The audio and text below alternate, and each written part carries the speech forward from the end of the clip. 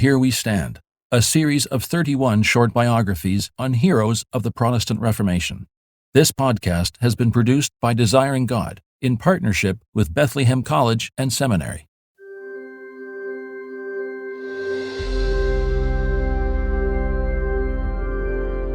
The Champion of the Kirk, written by Sinclair Ferguson. In the early 1500s, Scotland had one thing in common with the rest of Europe: a deeply corrupt and spiritually impoverished church, with morally moribund leadership. To cite one notorious example, David Beaton, cardinal and archbishop, illegitimately fathered at least 14 children as his own. So much for celibacy in action. The spiritual ignorance was such that George Buchanan could claim that some priests thought the New Testament was a book recently published by Martin Luther.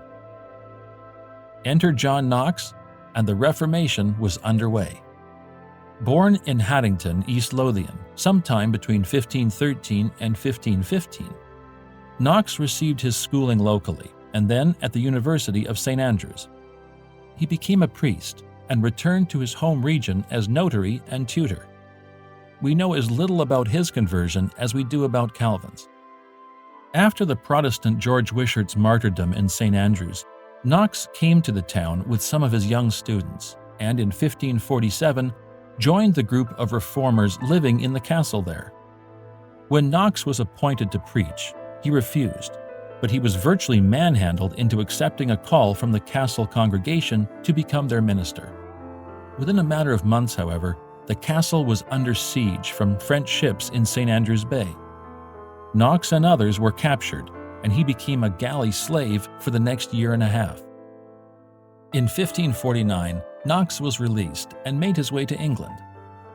He pastored a congregation at Berwick, but soon he moved to Newcastle. He then became a royal chaplain during the days of the young King Edward VI. The death of Edward in 1553 was a body blow to the reforming party in England, leading as it did to the enthronement of Mary Tudor. That idolatrous Jezebel were Knox's carefully chosen words to describe her. Knox sought refuge on the continent.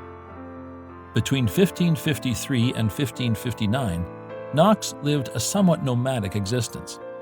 He spent some time with Calvin in Geneva, calling it the most perfect school of Christ since the days of the apostles. Thereafter, he accepted a call to pastor the English-speaking congregation at Frankfurt am Main. Knox married Englishwoman Marjorie Bowes, and in 1556 returned to Geneva, where he pastored a congregation of some 200 refugees. The following year, he received an urgent invitation to come back to Scotland. 1558 was the scheduled time for the marriage of the young Mary, Queen of Scots, to the Dauphin of France, an event that seemed to destine Scotland for permanent Roman Catholic rule. A taste of Knox's vigor can be savored in a letter he wrote that same year to the people of Scotland, urging them not to compromise the gospel. He reminded them that they must answer for their actions before the judgment seat of God. Some make excuses. We were but simple subjects.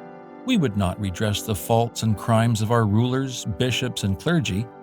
We called for reformation and wished for the same, but we were compelled to give obedience to all that they demanded. These vain excuses, I say, will nothing avail you in the presence of God. In 1559, Knox finally returned home to begin his most important phase of public ministry as the champion of the Kirk, the Scottish term for church. Despite his lengthy absences from his native land, several things equipped Knox to lead the Reformation there. His name was associated with the heroes of the recent past. His sufferings authenticated his commitment, his broad experience had prepared him for leadership, and his sense of call made him fear the face of no man. So, for the next 13 years, Knox gave himself to the Reformation of Scotland. By the summer of 1572, Knox was a shadow of his former self, and by November, it was clear he was not long for this world. On the morning of November 24, he asked his second wife, Margaret, to read 1 Corinthians 15 to him, and around 5 o'clock came his final request. Read where I cast my first anchor, presumably in faith. She read John 17. By the end of the evening, he was gone. Many explanations have been forthcoming for Knox's influence and that of the Scottish Reformation. No doubt there were many factors at work in the providence of God that brought about such spiritual renewal. But Knox's own conviction was this: God gave His Holy Spirit to simple men in great abundance. Therein lies the greatest lesson of his life.